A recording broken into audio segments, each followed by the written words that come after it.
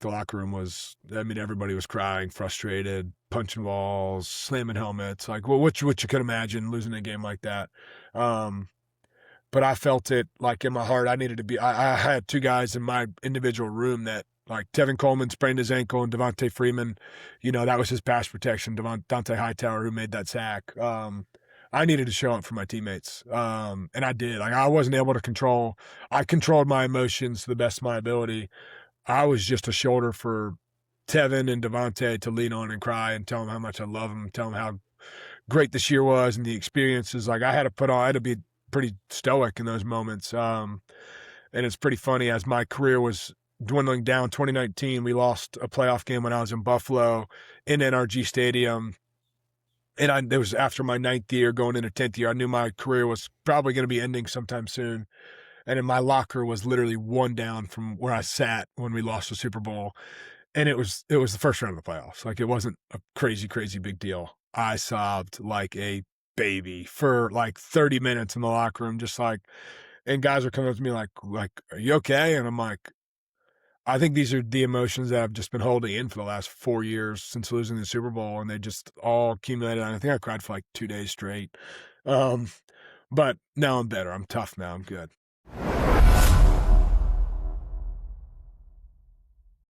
Patrick, welcome to the pod, my man. How you doing? I am good, Nick. Appreciate you having me on.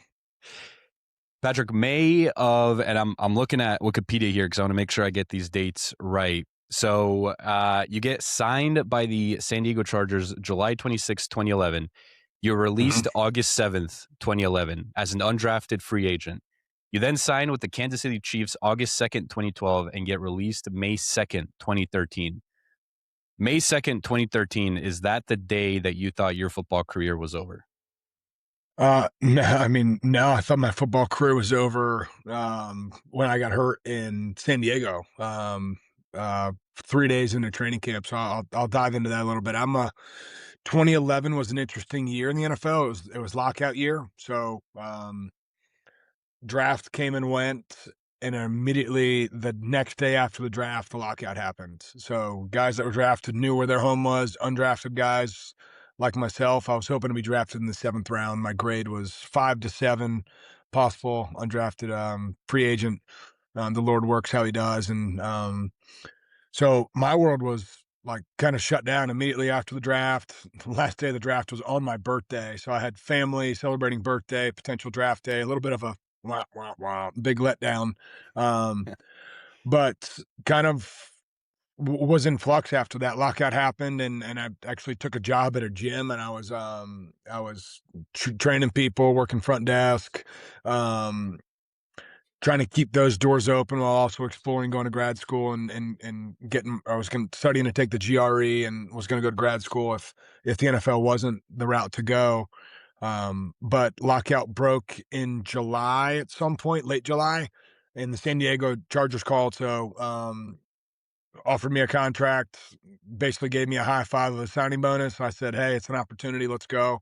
So jumped on a plane the next day, flew out there, signed my contract. The following day, training camp started, and training camp was a lot different than what I learned it to be later on in my career of a traditional training camp. That training camp was 2 days, really 3 days. The rookies had their own like separate 2 days because we didn't have OTAs, mini camp, rookie camp, all that stuff. But third day of traditional camp, we were running inside drill. We just had shells on uppers, and we ran like a full flow cutback play, and I stuck my foot in the ground to go block the backside defensive end, and I felt a pop in my foot. So broke my foot third day of training camp. Being naive, young rookie, I didn't pull myself out of practice. I grinded through it. I was limping around everywhere, giving it my all, and the special teams coach approached me after practice and was like, hey man, like, you had a great day, but you look like outside of the drills, you look like you're really struggling. You're in pain. It's like, oh, just something happened to my foot. I'll just go get some ice. I'll be back tomorrow. I can't wait. I'm just trying to suck it up, kind of the fullback mindset. Went and asked the trainer for some ice. Didn't want to get assessed or anything. I just wanted to grind through. I knew something was up. And he said, let me do an assessment. And within 2 minutes, he's like, you broke your fifth metatarsal. We need to go get an x-ray and see if we need surgery and all that stuff. So that happened. So I had surgeries 3 days into training camp, which kind of sucked. As an undrafted rookie, you're just kind of a piece of meat. As the NFL works, owners, GM, salary cap guys don't like guys like me that were probably not going to make the roster altogether as an undrafted rookie with no signing bonus. They had no skin in the game with me. So I was essentially a cap hit.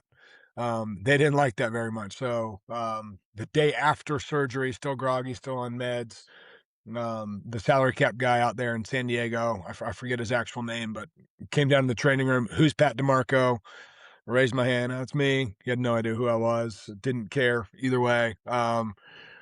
Give me your playbook. You're not going to meetings. We're going to set you up offsite PT. You're not getting tickets to games. Blah blah blah blah blah blah blah blah blah. I said, well, if you don't want me here, like, let's look to send me back home. Let me be in South Carolina. Let me get rehab and therapy from people that love about me, care about me, want what's best for me. So I went back to South Carolina and did all my therapy there. So all in all, I thought my career was probably over then before it even truly got started. Long story short.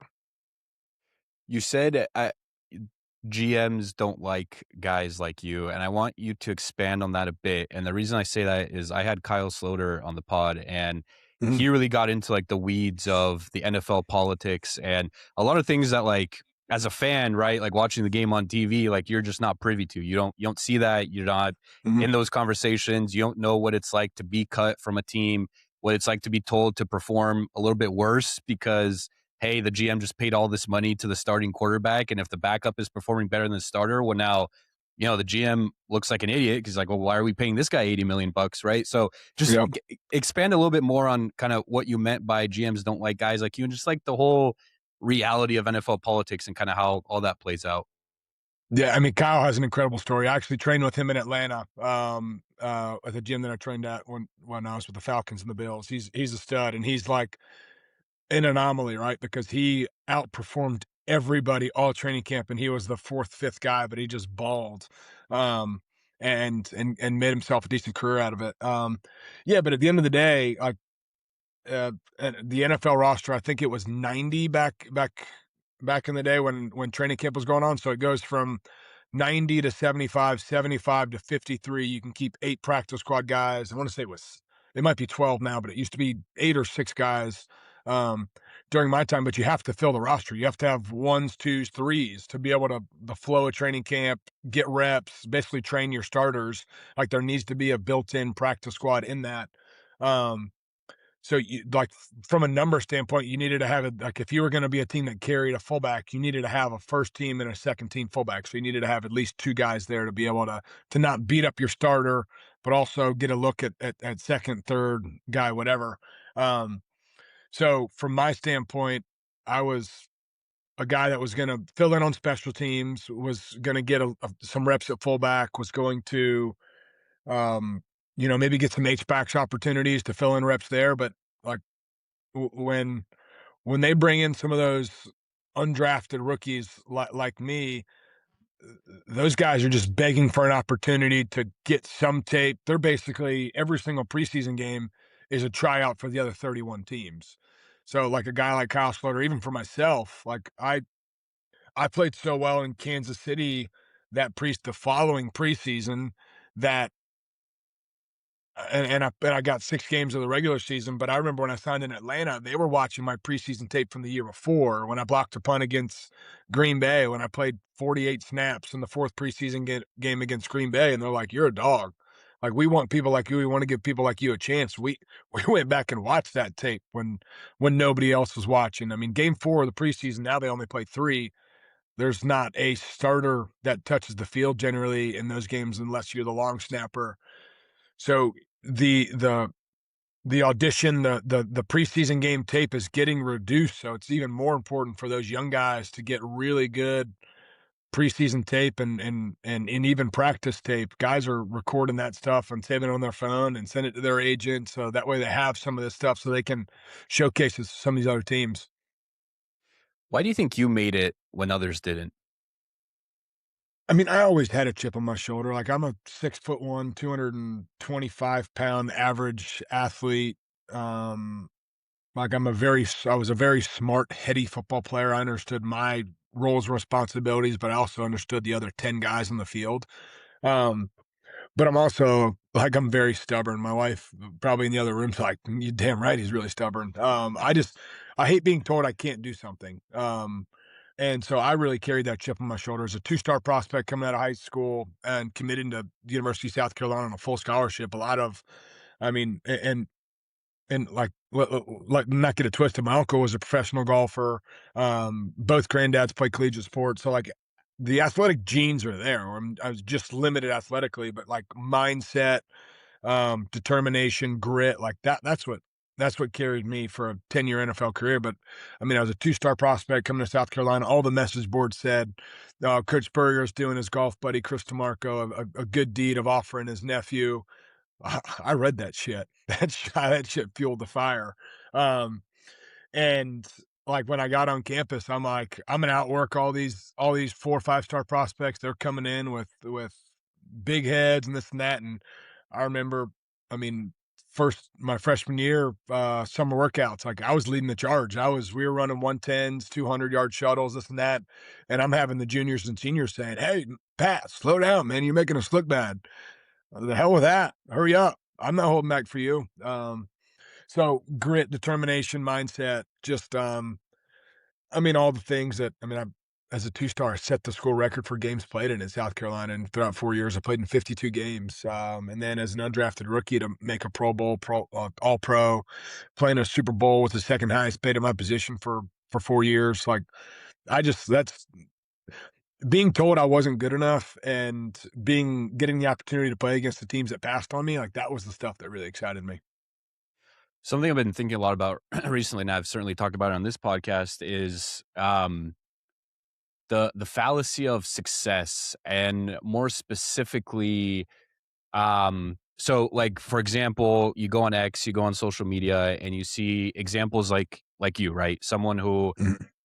in all honesty, right, like the odds were stacked against you. You weren't technically Mhm. supposed to make it, but you did. And you talk about all the tools and kind of the mindset that you used to get to where you are.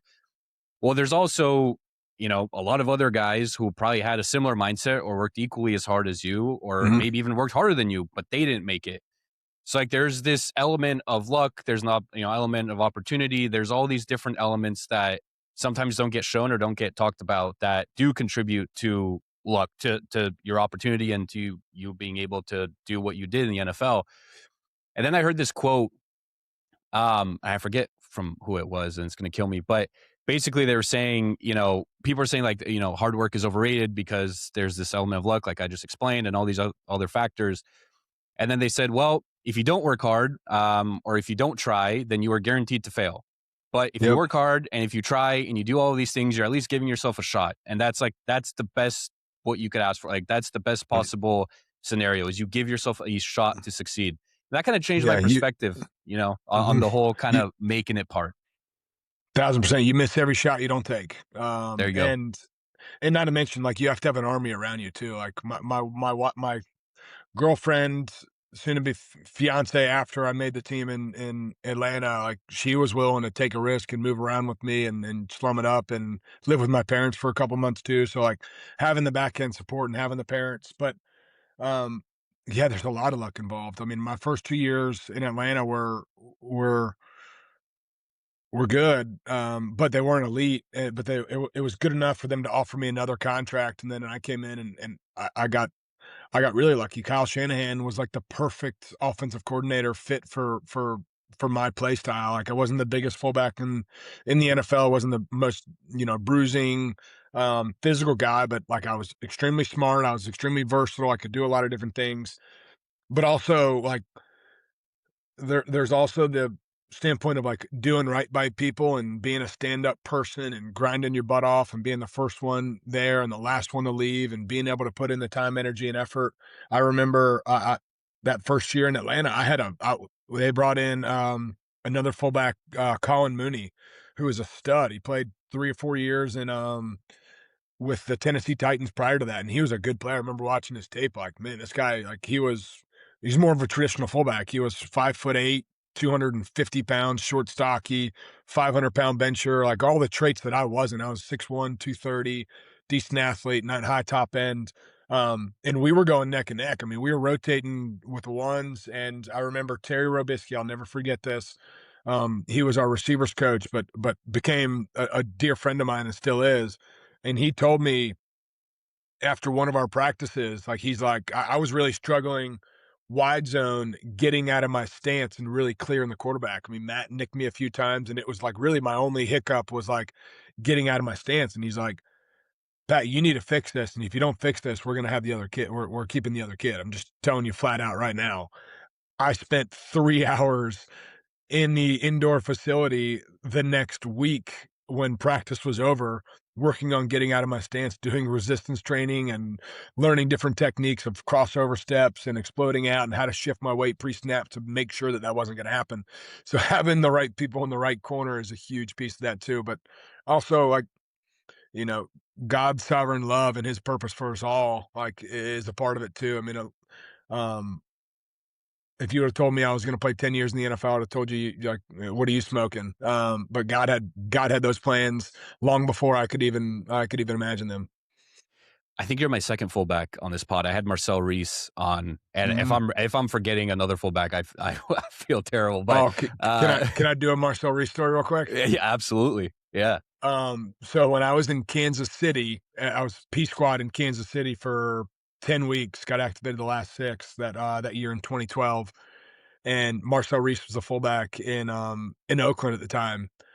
Holy smokes, the stuff that they did with him, splitting him out, slot receiver. It was my 2 favorite weeks being on practice squad.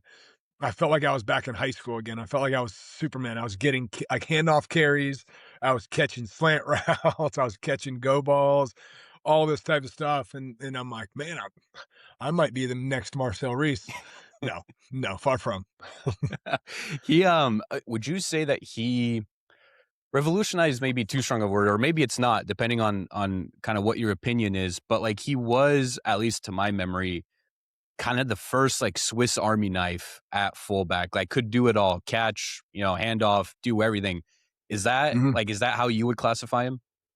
I mean, yeah, I mean, I would imagine decades before there were a lot more before him that did that, but in Yeah. the era of the late 2000s, early 2010s, like he definitely was that guy. And obviously now Kyle Juszczyk is that type of guy now. CJ Ham was another type of guy like that where he could kind of be very versatile. They had a skill set.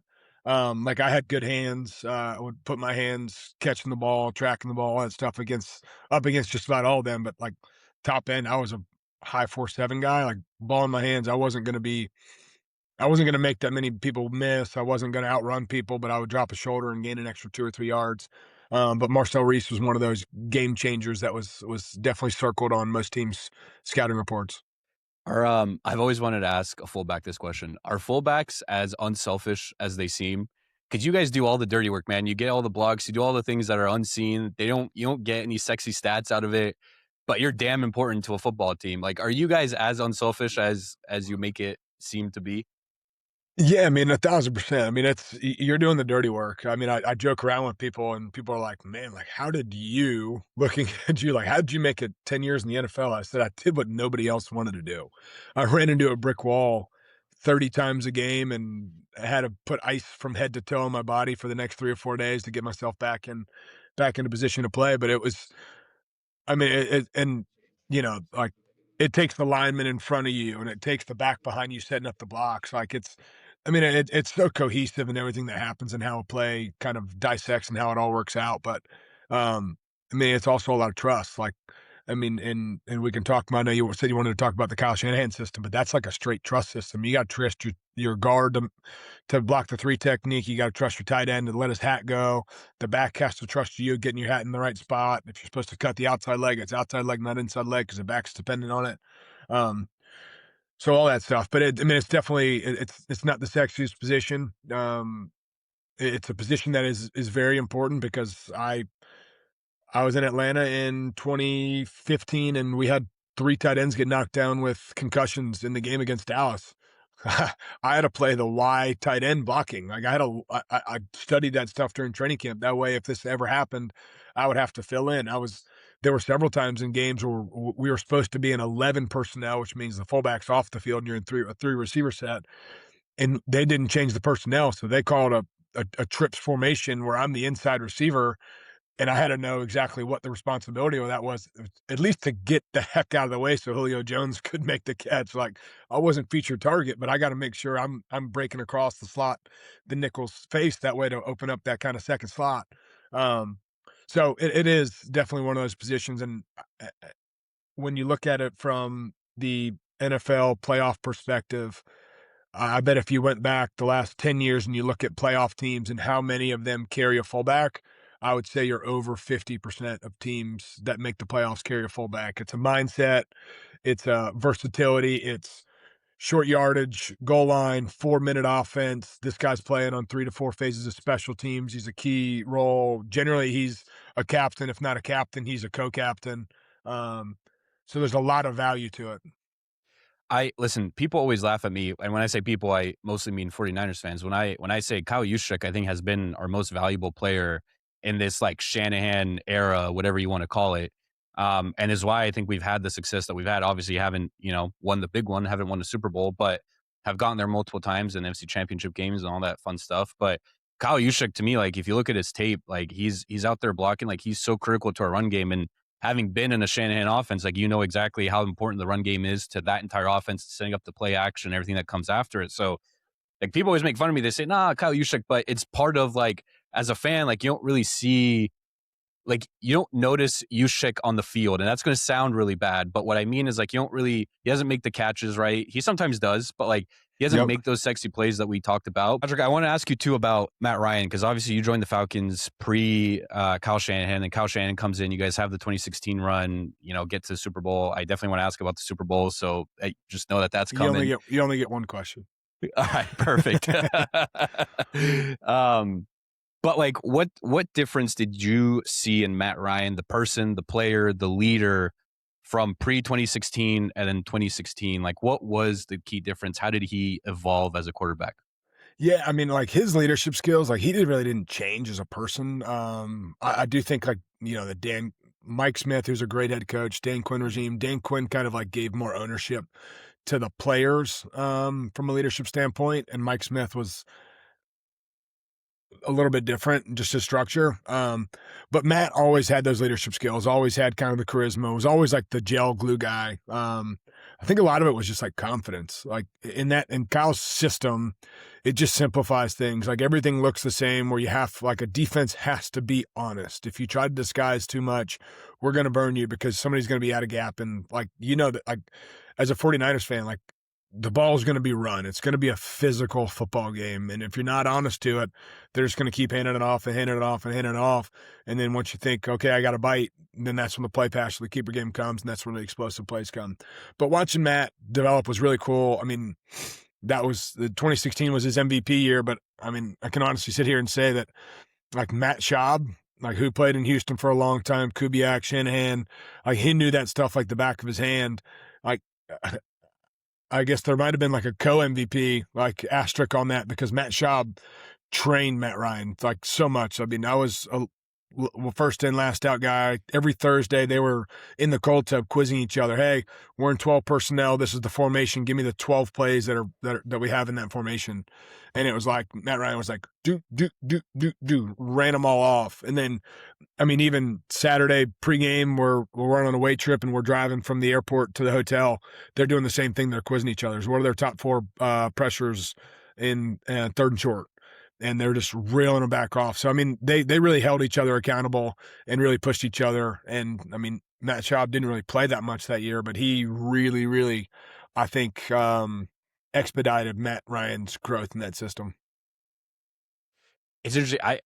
I just kept thinking I have this one random memory of Matt Schaub when he was with the Texans. I think it was 2012, and they were playing in SF. And I don't know why, I just like distinctly remember that game of like Matt Schaub. I think he played pretty well. I think we ended up winning, but like I don't know. He's always been one of those quarterbacks that I feel like could have had a much better career. It's just kind of just how the cookie crumbled almost in a way. Yeah, I mean, he like look at statistic wise, like he had some incredible years. Yeah.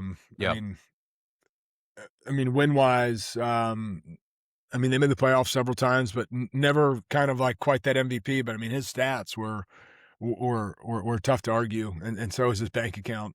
He made a boatload of money, so obviously they knew he was pretty darn good at what he did. But I mean, he was a super dude. Like, he came in, it was probably year 17 in the NFL, but he came in and he took young guys under his wing, like old guys under his wing. Like, he was just the all around teammate. He was another one of those glue guys that made sure, like, he was the guy who was initiating the card game. He had so much more money than the rest of us, so he always won. But just a great dude. What was Julio Jones like off the field? Because I think we all know Julio Jones on the field, but off the field, what was Julio like? Julio was like, I mean, he was incredible. He was like so quiet to himself about his business. I mean, Julio did not talk much, but when he talked, everybody listened. Like, and it was of so much significance. Like, I mean, you hear like rumblings, and you hear like he's about to talk, and the whole room like goes quiet, and like, all right, what's Xerxes about to say? Like, what's the god of like the wide receiver position about to say? But I mean, he was arguably he's the most explosive human being I've ever been around in my entire life. My dad, they'll love him to death, but being just who he is, he would ask me after every single game, like, man, why didn't Matt throw to you? You're wide open in the flat. I said, because 6 yards is a lot worse than 36 yards. Like, throw the ball to Julio, Roddy White, one of these other guys, like, they're going to take the top off. They can make a big explosive play. Don't dump it to me and watch me fall on my face for 6 yards. I mean, if we do that twice, we get a first down, but chunk plays is how you win in this league. Why do you think the 2016 Falcons were so special? Like, what made it all click? I mean, we were a really, really tight group. It's all the chemistry and the camaraderie, and it's the same stuff I tell all my sons, the league sports now. It's about playing for the name on your front of jersey, not the back of your jersey. If you care more about your stats than about the team winning, you're wrong. And it was like, that was living proof. I mean, that team was so tight. We were doing dinners midweek. We were, on away trips, or 4 different groups that were going to dinner of 10 to 15 guys. Like, nobody was left out of the circle. We did some like really cool Navy SEAL training that off season, which really helped with kind of the mindset, trigger, accountability to your brother. Dan Quinn is an absolute badass of a head coach. There's a reason why everywhere he goes, he wins.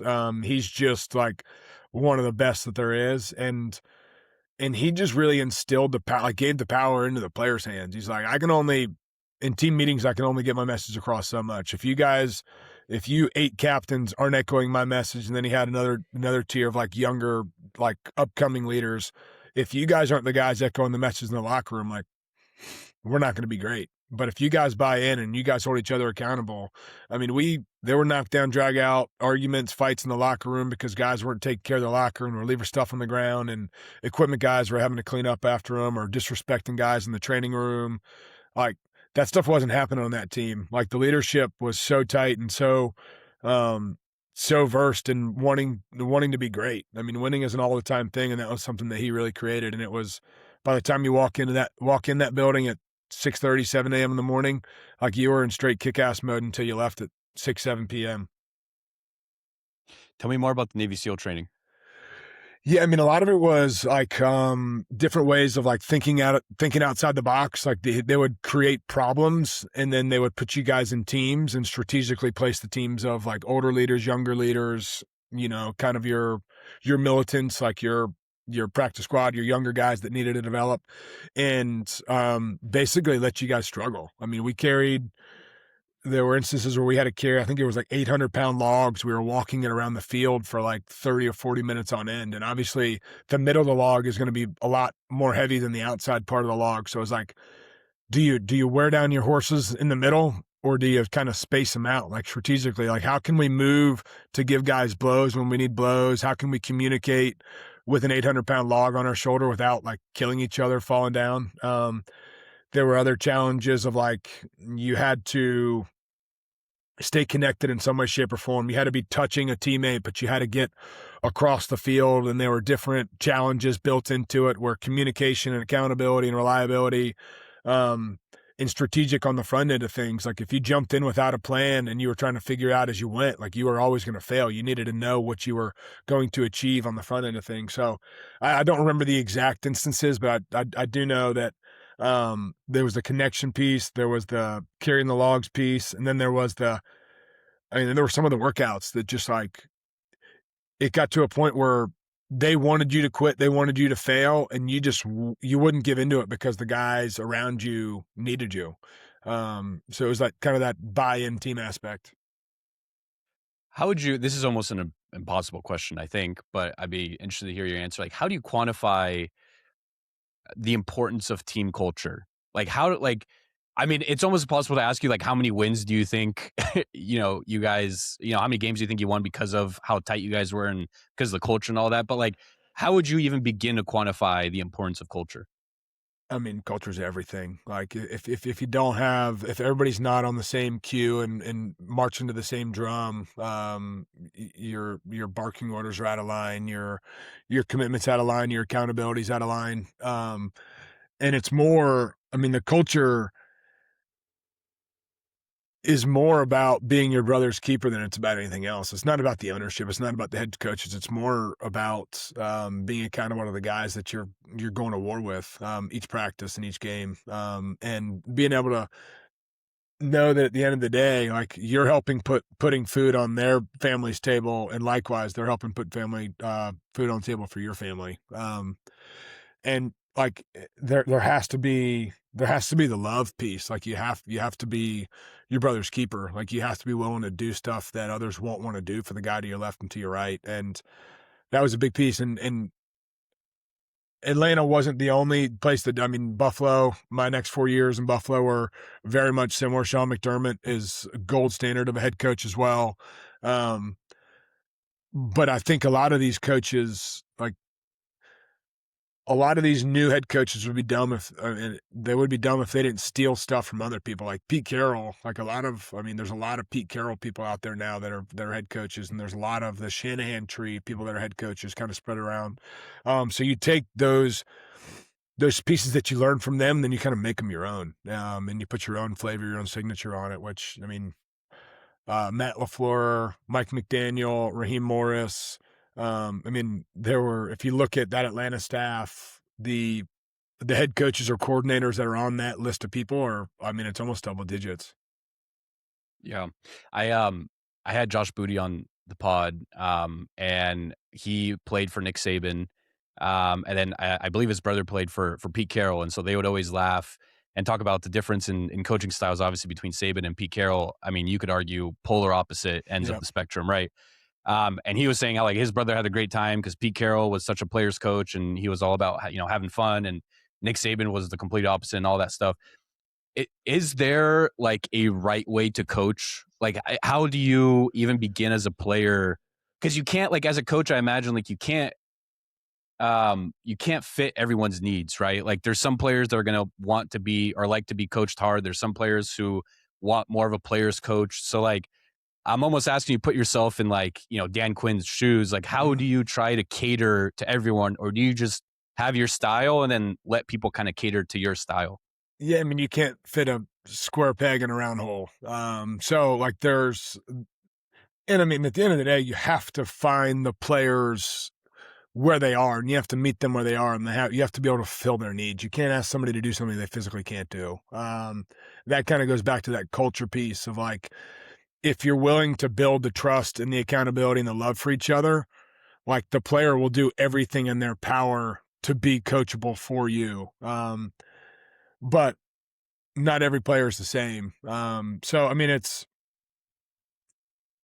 but also you get your leaders that can kind of help with that transition and the development of that player too. That way the coach doesn't have to be the one who's just boom, boom, boom. You have to do this. You have to do this. You have to do this. You get the player to come in and give you kind of the different mindset and kind of encourage the guy and, hey, you're on the right track. Let's keep doing this. Let's keep doing that. And that way it's not like the player's looking over his shoulder like, I didn't do what the coach told me to do. I'm probably going to get cut.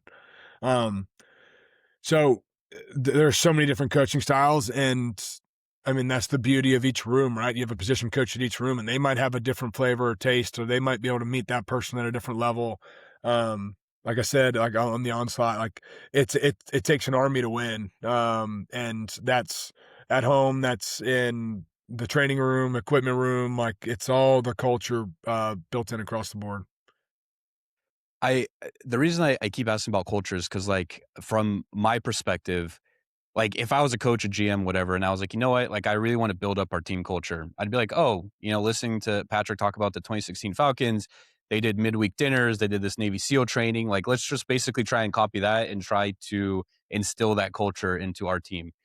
I also feel like there's a piece of it though where it's like, sometimes players just like other players more. Like I don't know how to like put that well, but like I look at the Niners and it's like Christian McCaffrey, George Kittle, Trent Williams, like those guys, Juszczyk, those guys are all friends like off the field. Yep. And they always go on vacation together. Like you can see that they like genuinely like being around each other. So I was like, I almost wonder if there's an aspect of like you can only take the culture so far, but like if there's that additional layer of like the players genuinely like being around each other, Mhm. that's where you get that like next level where it's 2016 Falcons or whatever Yeah. best example you want to take. Well, you only get that if you trust and love the people that you're doing it with. Like you can, there's this is my coworker standpoint, or here's a guy that I'm willing to do whatever he asks me to do for. So it's really goes back to that love and trust for each other. Um, I mean, that's where that's where the sweet spot's built. And that is not something that can be forced. It has to be something that genuinely is created, and that's with time, energy, and effort, blood, sweat, and tears. Off-season workouts, off-season vacations, being willing to pick up a dinner check every once in a while when you really don't want to show your brother how much you care for him, how much you love him. Stuff like that. I know a big piece that I did. I guess the old guy in the running back room in Atlanta in 2016. We had Devontae Freeman was in his third year. Tevin Coleman was in his second year, and I was in year 7. Um, but I remember a big piece that I did. I always bought them a Christmas present. I was probably the poorest guy in the room, but I bought them a Christmas present every year. Ended up being reciprocated, and they did the same. But one year I bought, I'm a man of faith, Jesus Christ, my Lord and Savior, and I want to, be a disciple for Him and sharing the good news. But I bought each of them like a individualized Bible for them with their initials engraved on them, and I'd still get texts from them. They'll send me pictures of what they're reading in the Bible and how they're digging in. So it's all that little stuff, that the behind the scenes stuff that nobody sees, that really, really carries a buttload of weight. Patrick, I think it's time. I know you're probably not looking forward to this question. I gotta leave but real quick. I have to ask though, Super Bowl 2016, 2017, technically. Obviously we all know what happened, 28-3, all the memes, all the Tom Brady comeback, I mean, we don't have to get into it. I don't necessarily care. Like I said, I think we all understand what happened on the field. We can watch highlights and all that. Just as a player, I want you, to the best of your ability, to try and take me and the audience through the emotional roller coaster, the highs during Super Bowl week, the anxiety, the nerves before the game, and then you're in the game and you guys are playing well and you're up, and then obviously the heartbreak at the end. Just take me through the emotional roller coaster that was pre Super Bowl, during Super Bowl, and then post Super Bowl. Yeah, I mean, it was the coolest experience like I've ever had in my life. I mean, I played in decent bit of playoff games, played in the Pro Bowl. I was at the Masters when my uncle Chris was playing in the final group. Like, I've had a lot of really cool experiences. Played in an SEC championship, played in a state championship when I was in high school. But I mean, Super Bowl is the pinnacle. And I'm a little bit of a sports nerd. I love watching sports. I love the game of football. Won't shy away from it. I watch Monday Night Football, Thursday Night Football. Like, watch college football even when I was playing. Some guys were like, "Man, I do enough football. I don't want to watch it in my downtime." I'm like, hell with that. I'm watching football. So like the whole experience, and like, my wife was able to come to the Super Bowl. We had a 1-year-old Weston at the time. My parents, like, I actually lost money going to the Super Bowl. Like, it cost me more to pay for the tickets and flights and hotels than I actually made during the game. But it was the greatest investment I ever made, because I got to share those experiences with my family and friends.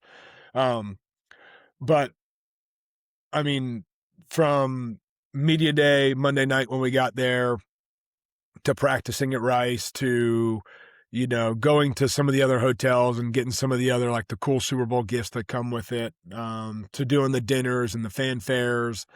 It was incredible. I mean, even like each team has a party after the game, whether you win or lose. It's already planned. Like hopefully you're on the other side of things, but like I mean, even like taking that in, it was. I mean, it was incredible. Obviously, I wish the outcome was different.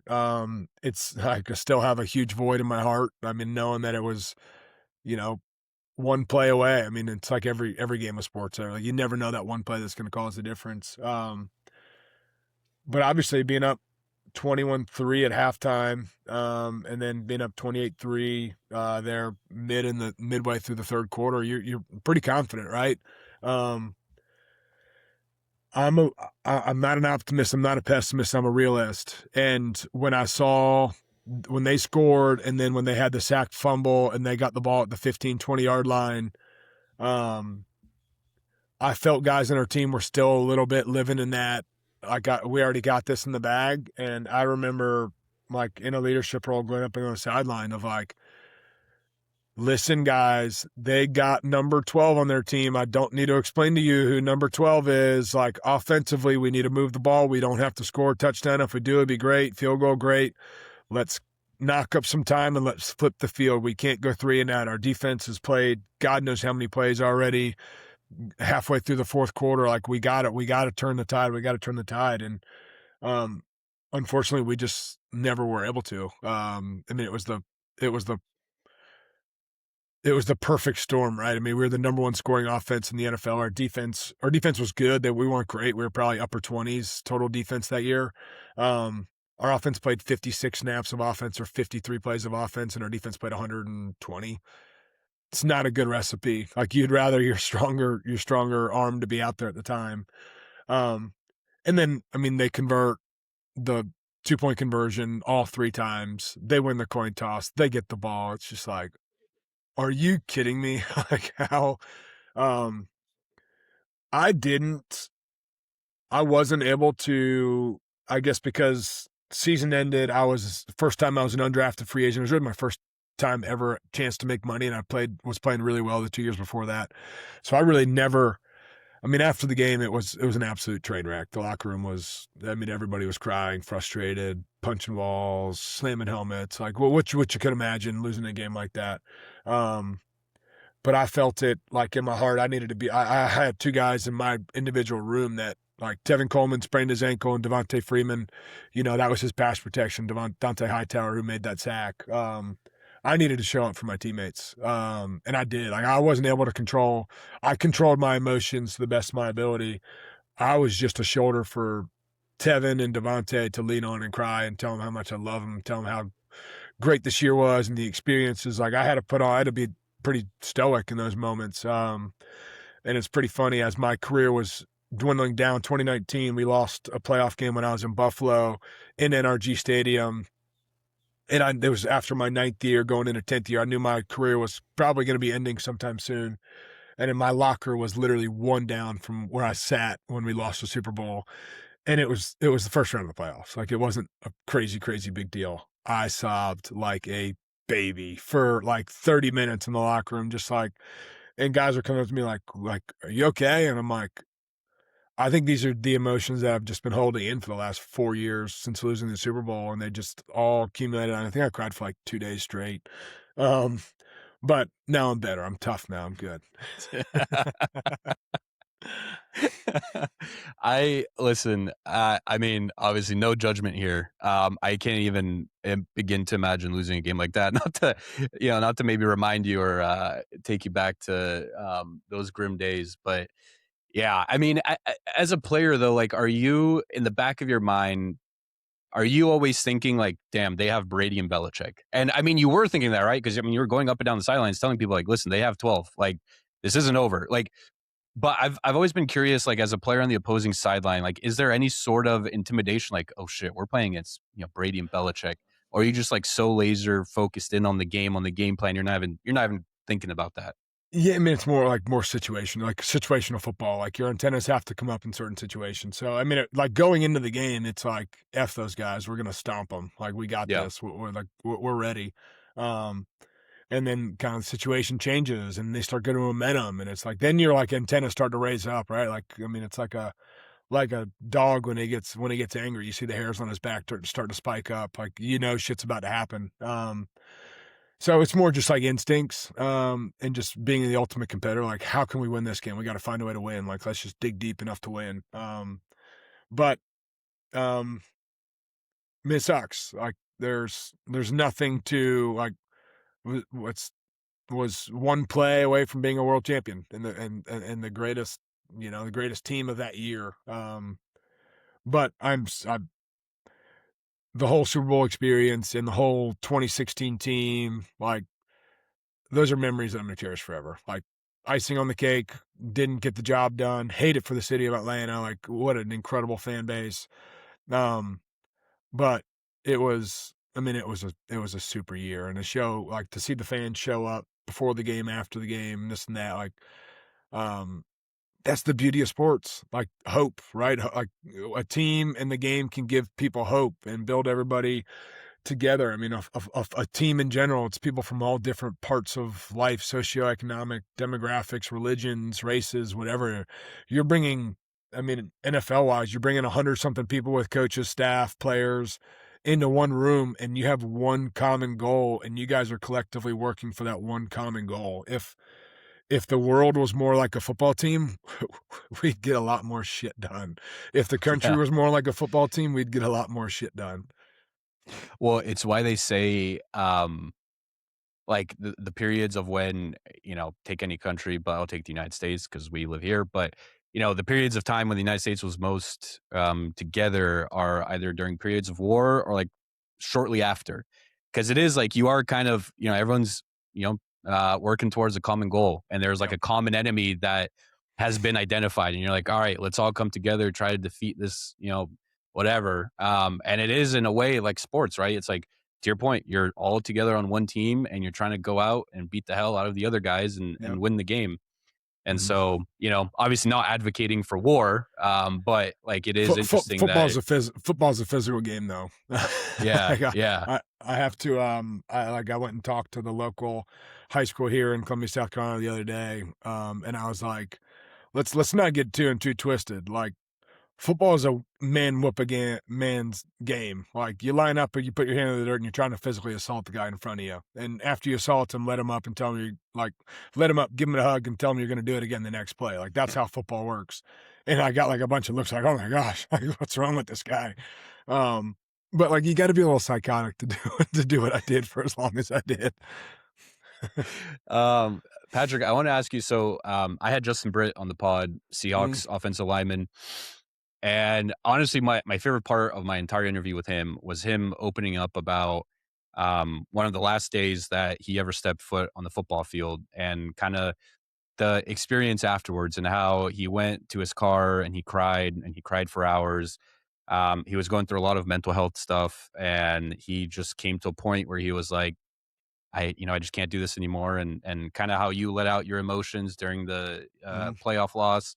Kind of same thing happened for him, and he was dealing with anxiety and a bunch of other stuff. And um, you know, we see um the the issues that athletes deal with, and especially now in the age of social media.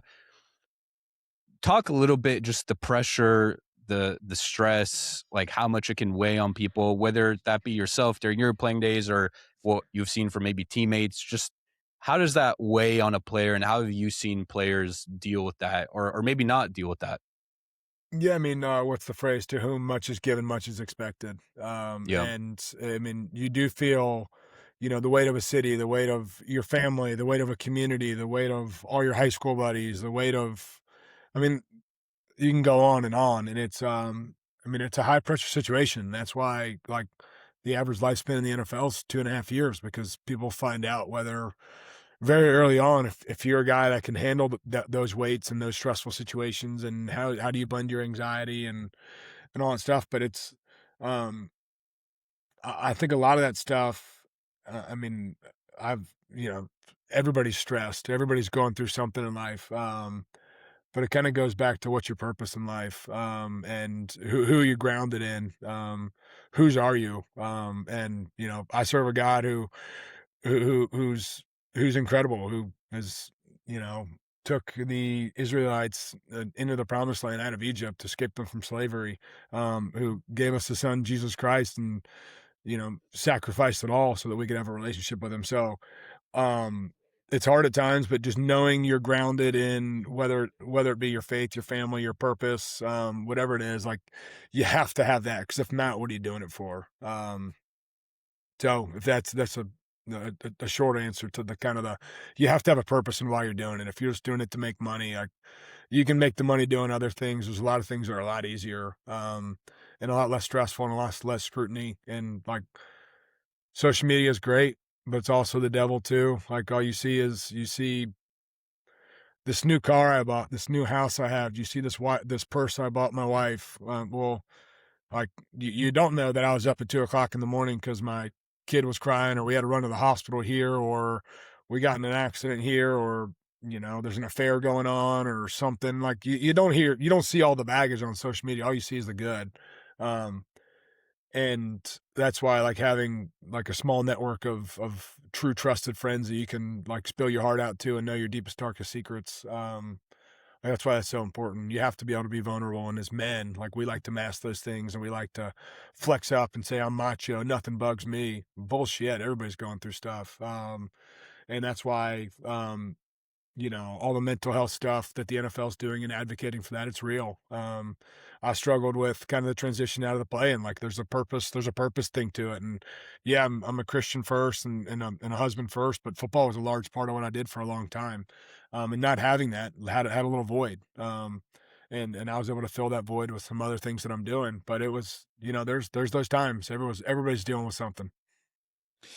One of the things that I've thought about, and I heard Greg Popovich talk about this, and so Popovich would tell his players like, "Listen, at the end of the day, like you guys don't really have problems. Like you are a bunch of rich young men playing a game and getting paid, handsomely for it. And that's not to downplay, obviously, all the things that we just talked about, the mental health and the importance of it, but it also does help sometimes to kind of put it into the context of the world." And there's people going through a lot worse, and so like that kind of helps me sometimes in terms of just like rationalizing all of it. It's like what am I truly complaining about, like me specifically, not even comparing myself to football players obviously or anything like that, but it's like I'm sitting in this room, there's air conditioning, there's a fan, Yeah. I'm not sweating, I know I have food tonight to eat. I'm not worried about a bomb dropping on my head, or at least I don't think I am. And so I always think back to like that Greg Popovich quote of like, you guys are a bunch of rich young men playing a game, and again, not to downplay any of it. It's just there's people going through a lot worse. Thousand So thousand percent. And I got to jump here in a minute. But yeah, like my college roommate Stephen Garcia just got diagnosed with stage 4 cancer. And he's got a heck of a battle coming up for him over the next couple months. Hopefully he's here as long as he can be. But he's got a fight on his hands, and to put that into perspective, like yeah, you can make a lot of money playing football, but when something shows up and punches you in the face and you don't know how to react, like what's your purpose in? Where are you grounded? Where's your true meaning of life? And Stephen was not a man of faith for the first probably 37 and a half years of his life. Over the last 6 months, 8 months, like I think there's the Lord's been knocking, and the Lord's been saying like, "Hey, dude, I'm real. I'm here. Like something's coming that's going to wreck your world. Like, please know that I'm present and I'm here." And Stephen, I think, is on the verge of committing his life to Jesus, and that means he has eternity in heaven. And does it takes one of the worst things that could potentially happen to him to. I mean, it takes dropping you to your knees and saying, "Lord, I can't do this. I can't do this. I need your help. Help me get through this." So love Steven. I mean, anybody who listens to this thing, please say a prayer for Steven Garcia. He's in for a battle. He has a GoFundMe page if you want to support in any way, shape, or form.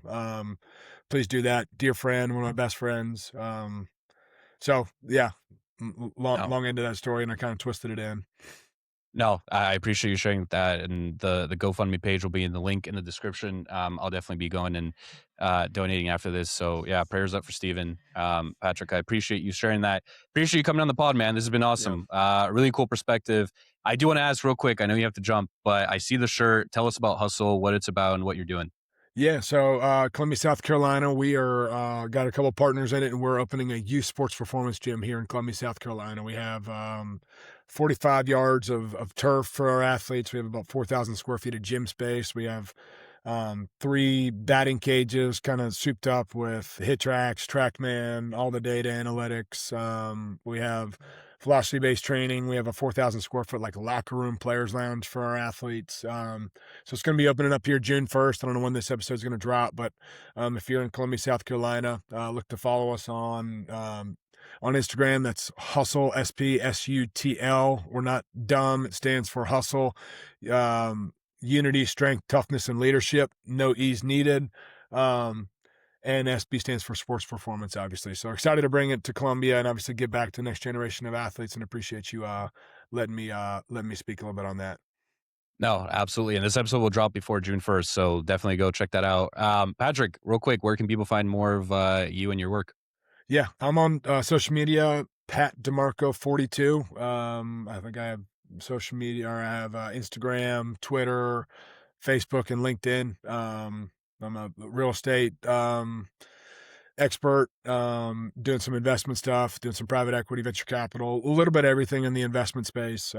So kind of post NFL career, what am I doing? So really excited about some of the things I have in the works. Love it. Patrick, thanks again for hopping on, man. This has been awesome. Great talking to you. Great meeting to you, hearing some of your stories and experiences. And I'd love to do a part two with you, man, sometime if you're free again. Yeah, would love that. Thanks for having me on, All Nick. right. Thanks, Patrick. See ya.